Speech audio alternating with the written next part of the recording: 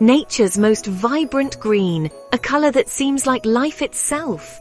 Now imagine, all of this captured in a single gemstone. This is the emerald, the birthstone for May.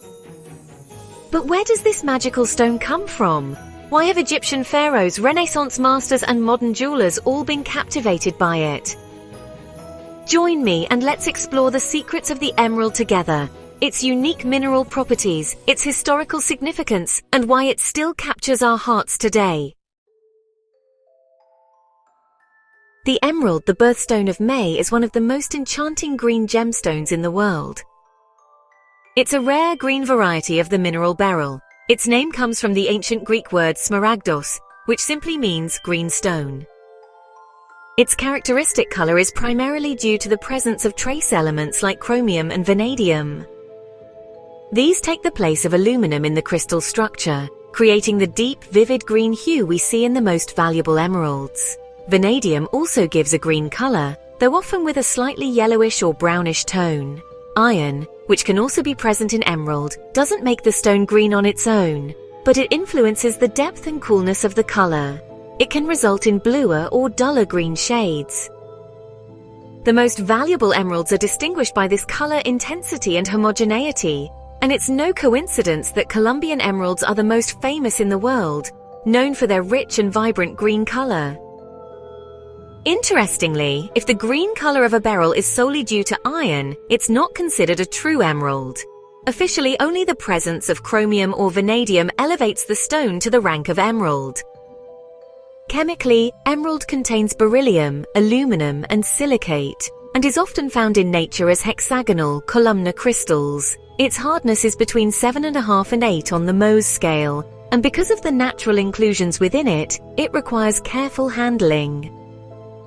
Unlike many other gemstones, the inclusions in emeralds are not seen as flaws, but are celebrated as part of the gem's natural identity. So much so, that the common inclusions in emeralds are often called a jardin or garden, as if they hold nature's little secrets deep within the green crystal.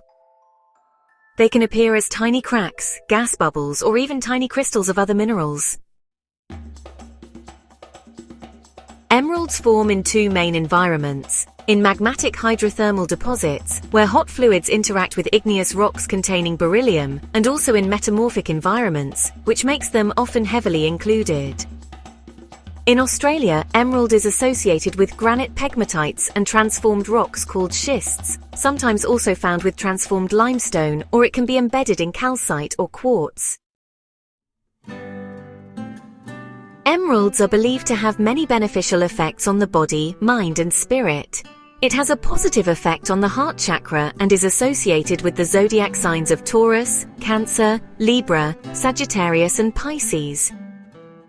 It helps us get rid of our fears, brightens our mood, and is also known as the stone of successful love, as it brings family happiness and loyalty, strengthens harmony within relationships, and promotes unconditional love. Emerald provides physical, emotional, and spiritual balance, eliminates negativity, and encourages positive actions. It opens up clear vision and has a beneficial effect on claustrophobia. Emerald enhances mental clarity, strengthens memory and persuasive expression, and helps bring to the surface what we subconsciously know. It can have beneficial effects on the sinuses, lungs, muscles, heart function, help with stress, recovery from infectious diseases, and can also have a positive effect on vision. The story of the emerald goes back more than 3,000 years. It was mined in ancient Egypt around 1500 BC. Cleopatra, the famous queen of ancient Egypt, especially loved emeralds, and many of her jewels were decorated with these gemstones. Emeralds were sold in Babylonian markets more than 4,000 years ago. In Greek mythology, Hermes gave Aphrodite a giant emerald, and according to Hebrew tradition, the emerald was one of the 4 gemstones that Solomon received. The Egyptians believed that the emerald cured eye diseases, and its green color symbolizes fertility and rebirth. That's why they placed emeralds on the necks of mummies for protection on their journey to the underworld, and to ensure that the deceased had strength when they were reborn in the afterlife.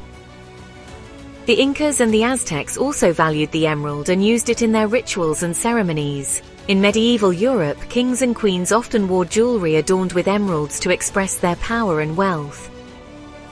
During the Renaissance, artists and scientists were also interested in the emerald, as they believed that this stone helped creativity and mental clarity.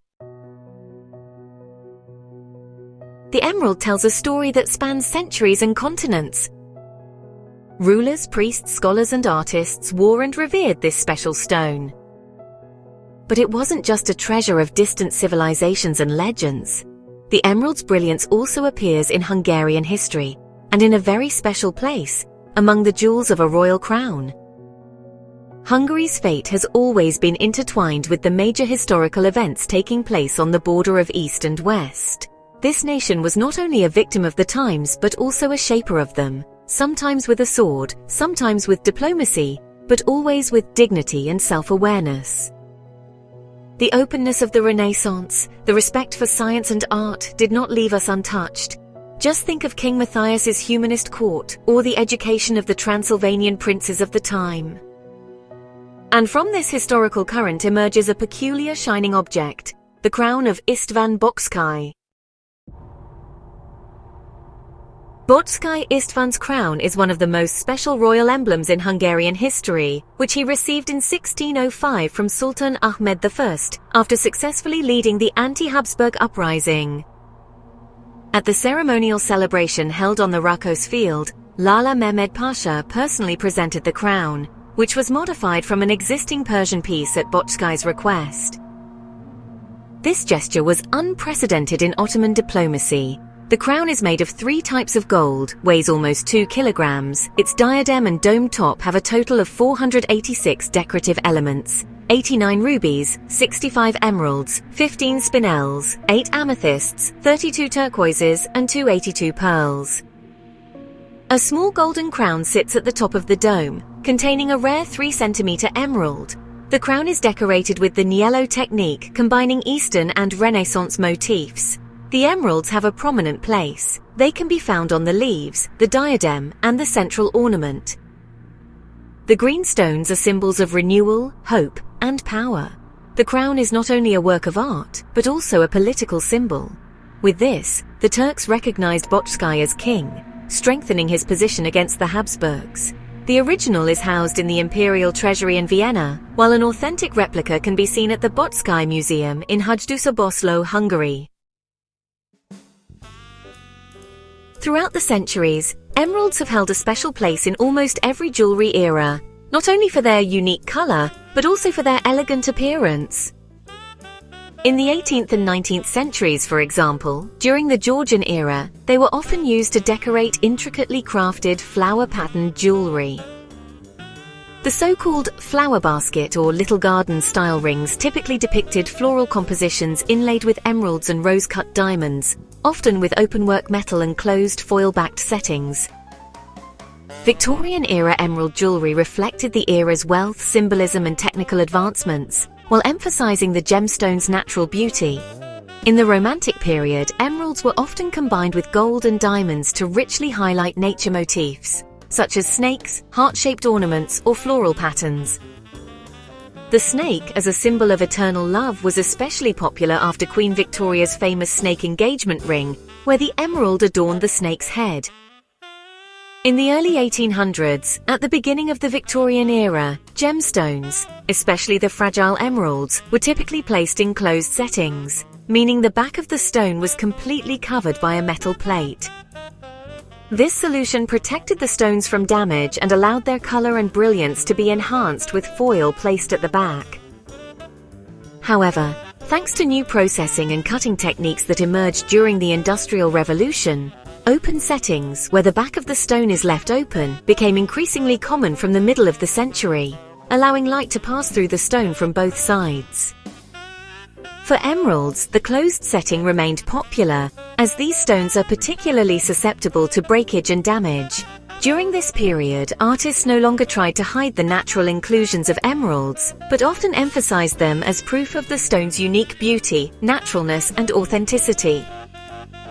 During periods of mourning, emeralds appeared less frequently, replaced by black onyx and jet, but they remained in luxury jewelry, especially among royalty, where the green color symbolized hope and rebirth.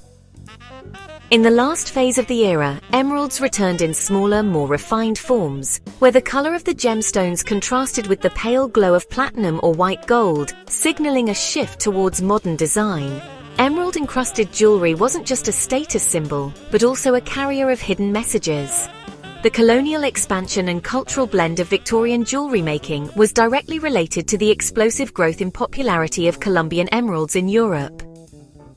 The Colombian emerald mines discovered during the 16th century Spanish conquests, including the legendary Muso region, provided a vast quantity of exceptional quality gemstones, which the conquistadors transported to Europe. By the 19th century, the Victorian era, these stones no longer just adorned royal treasuries, but also became accessible to the nouveau riche bourgeoisie, thus elevating the emerald to a symbol of luxury and social status. Thanks to the global network of the British Empire, in addition to Colombian emeralds, artistic motifs from India and Egypt were also incorporated into jewelry design, creating a unique blend of styles. Victorian jewelry making was influenced not only by Europe's own traditions, but also by the exotic world of the British colonial empire, especially India.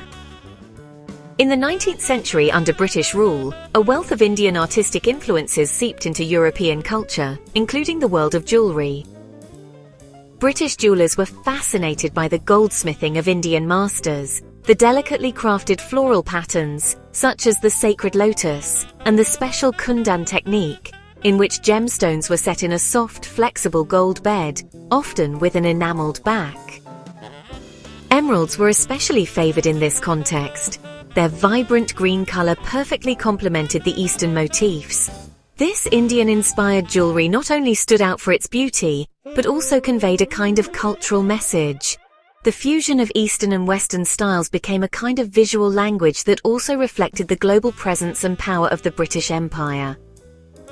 Such pieces were not only fashionable, but also expressed the worldview of the era. The discovery, possession, and integration of distant, exotic worlds into European art. The emerald in this jewelry was both a gemstone and a symbol, a piece of India, which gained new meaning in British hands. Empress Elizabeth's emerald jewelry served as unique witnesses to the Habsburgs' golden age and the pinnacle of gemstone art. Her most outstanding piece was the emerald parure, consisting of a tiara, necklace, earrings, bracelets and bows, the stones of which were partly refurbished from Maria Theresa's 18th century jewelry.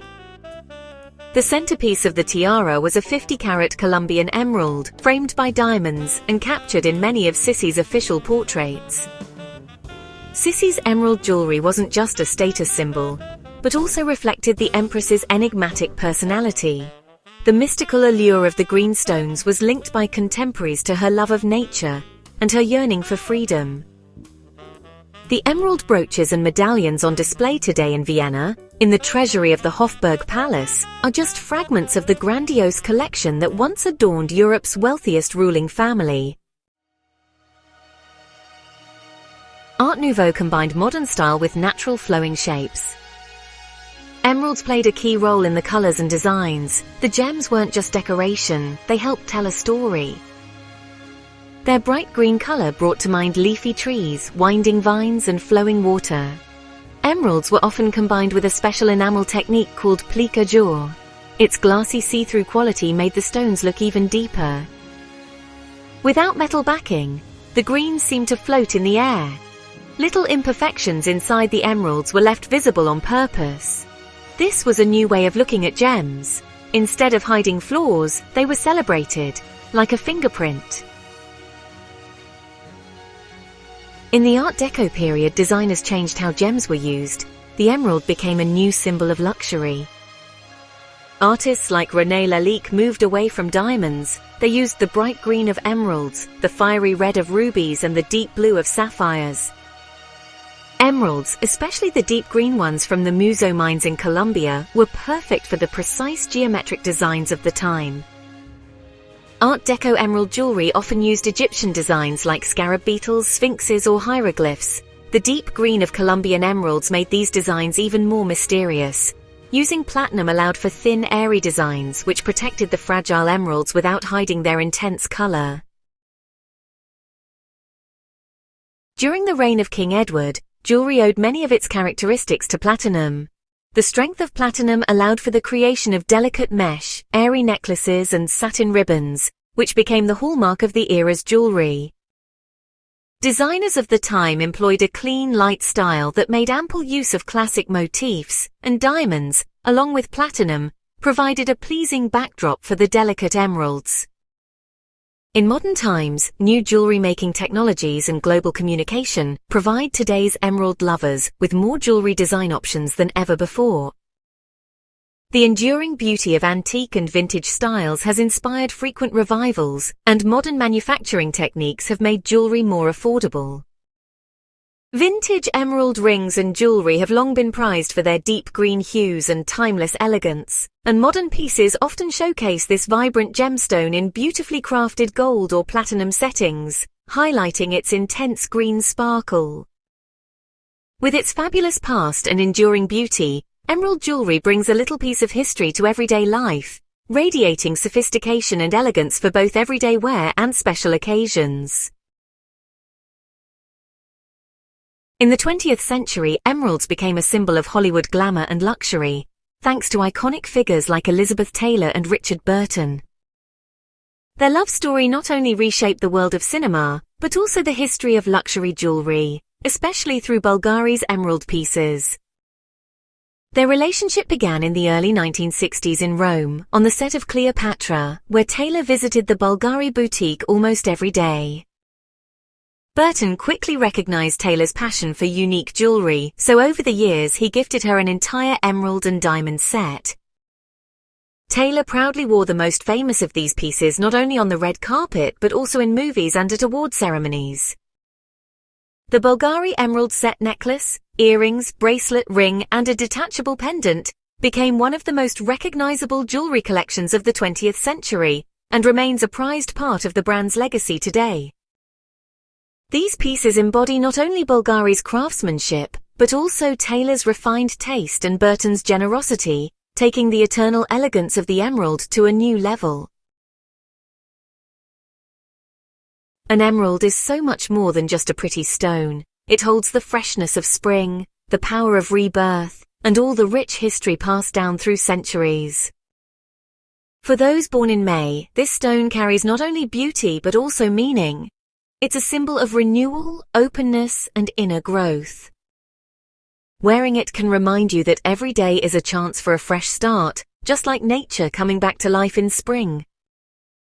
If you enjoyed this stone story and want to learn more about the world of birthstones, don't forget to subscribe to the channel, like the video, and share it with anyone who's also interested in the hidden beauty and secrets of gems.